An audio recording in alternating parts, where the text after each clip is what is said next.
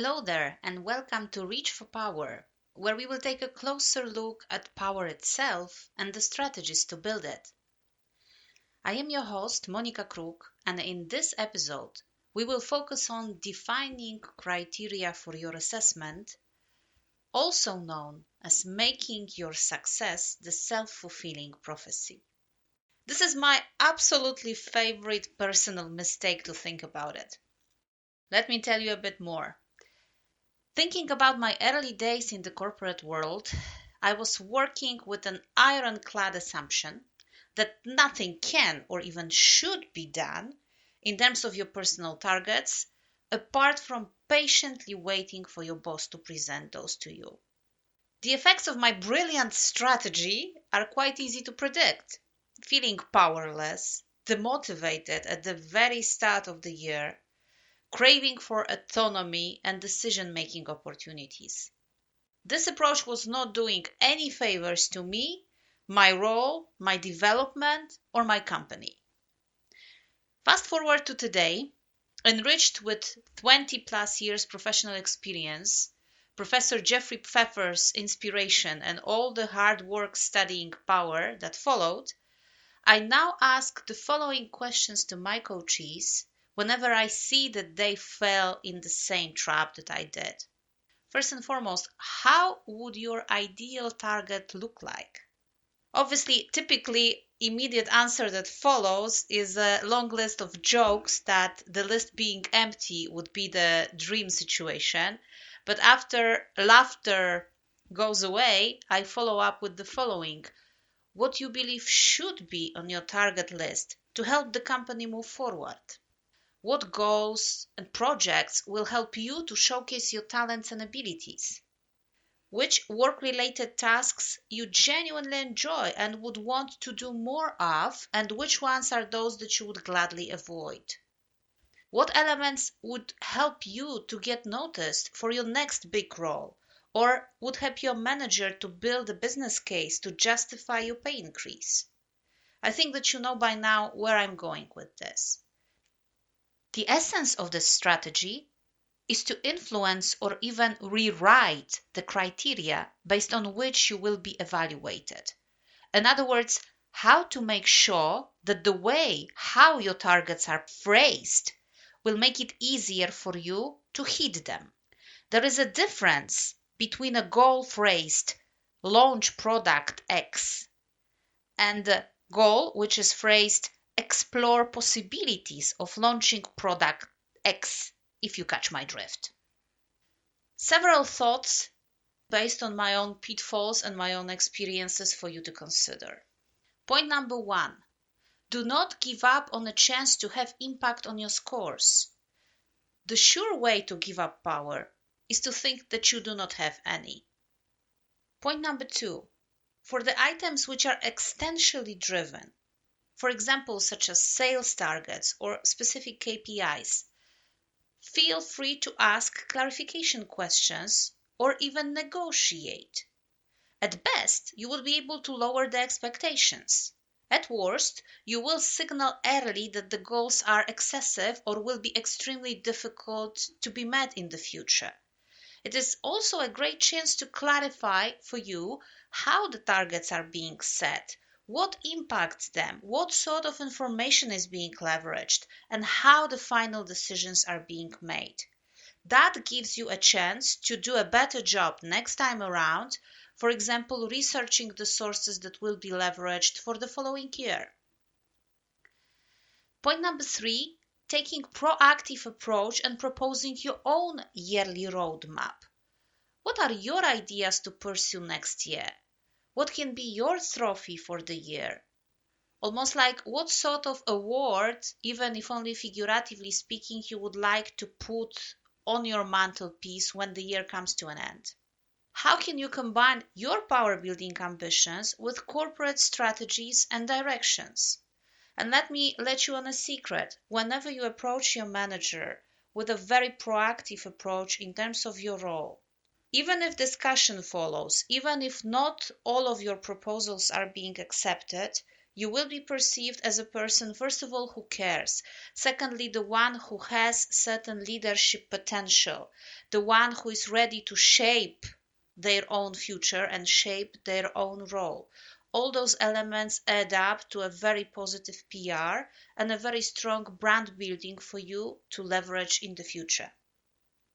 Here comes point number 4, related to what I've just mentioned.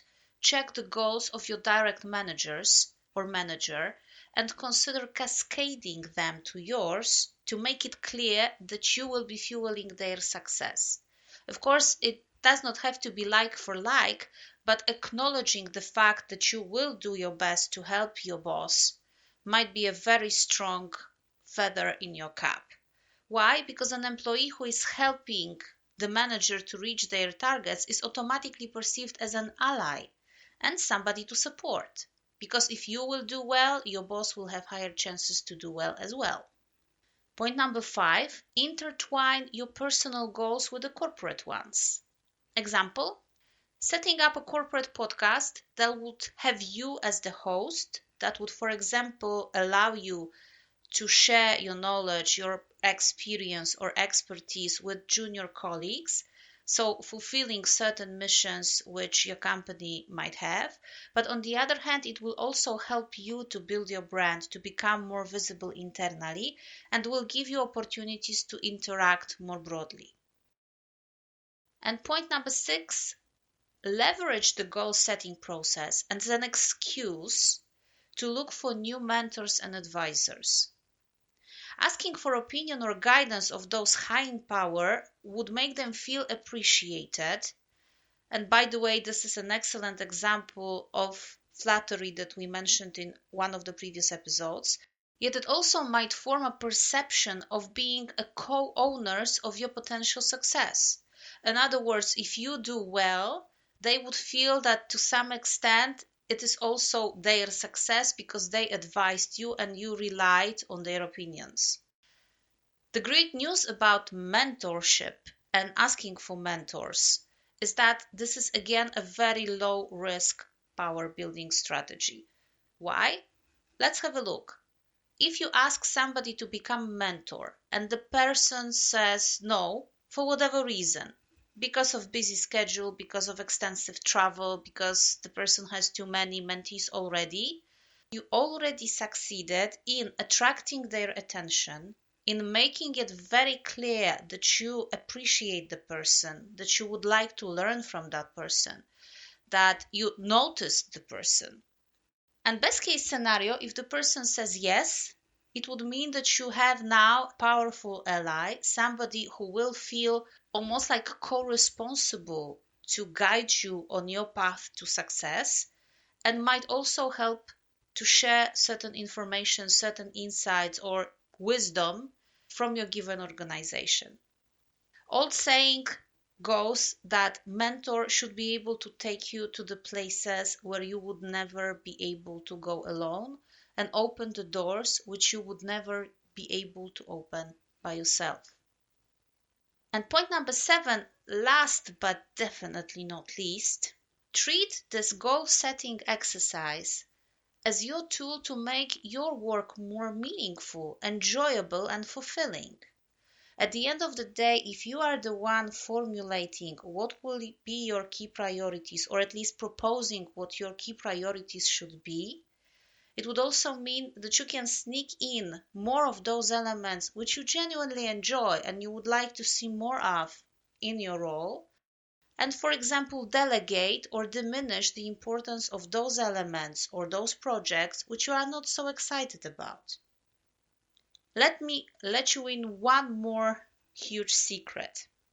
As you know, I have managed versatile teams counting from 1 to 100 plus employees. And the core element to keep in mind is that contrary to appearances, the goals that you receive from your boss are not necessarily carved in stone. Furthermore, I'm absolutely convinced they are not carved in stone. They are being formulated based on your boss's best understanding of your current tasks, of your current performance, of your current role, and often have a form of copy-paste versus what happened in the previous year. Why? Because honestly, this is the easiest way to go about it.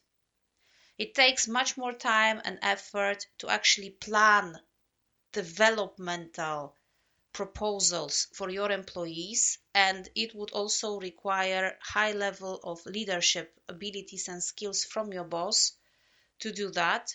Hence, if you come proactively with ready ideas that your boss can leverage, he or she might be massively grateful that you did this self-diagnosis, self-reflection earlier on, and you come back with ready solutions that they can easily implement. You would be surprised how many times they will be actually overjoyed to hear from you. For example, to see that roadmap that I mentioned in one of the previous points.